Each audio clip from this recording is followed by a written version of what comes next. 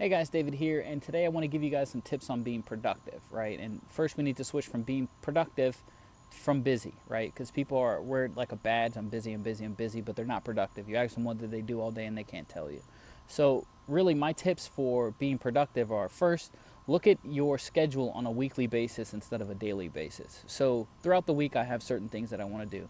The most important things I do are going to be done on Monday or Tuesday, the most important things. And when I talk about the most important things, I'm talking about the things that actually produce income or facilitate doing more business. Those are the things I do on Monday or Tuesday. Those are the most important things. I figure out the advertising, the marketing, get the postcards printed out, make sure the lists are on their way.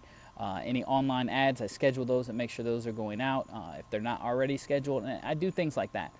The morning and the beginning of the week is not the time to be answering emails. Although it seems like a good idea, it's not. Because one email leads to 20 emails, and 3 hours later, you haven't done anything to bring in any more money. You've just sent out some emails. And maybe that brought in more money, but maybe it didn't. Whereas if you focus on some advertising or putting a marketing campaign together and you do that, that's guaranteed almost to pull in money based on what it is that you're doing. So I try to stay away from the things that suck time up, right?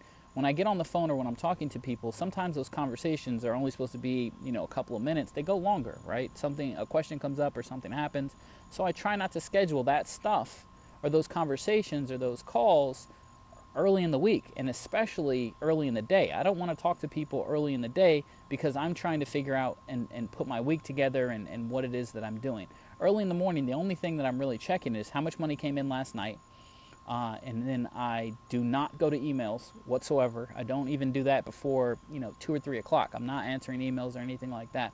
I try to figure out how much money came in and what needs to be done as far as making money. Like what campaigns need to go out, what advertising needs to get done, what type of steps do I need to take to scale my business. Those are the things that I concentrate on the earliest in the day and the earliest in the week. As the week goes on, once the marketing, the advertising is out, we can talk on the phone a little bit more. We can do things that seem important but may not bring in any money, like answering emails and that type of thing. But we don't do that stuff early in the morning. That's kind of the how I stay focused.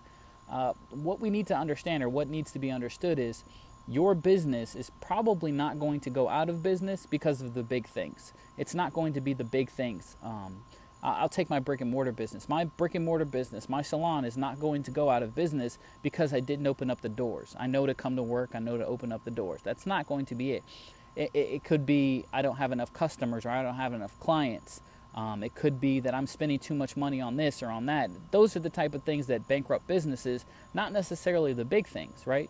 So what we need to do is do the big things first and then fit those littler things around the bigger things. Okay, now that my doors are open, how do I get more people here, right? But I have to open the door to actually have a business, right? And that's how we need to think. We need to think in sequencing.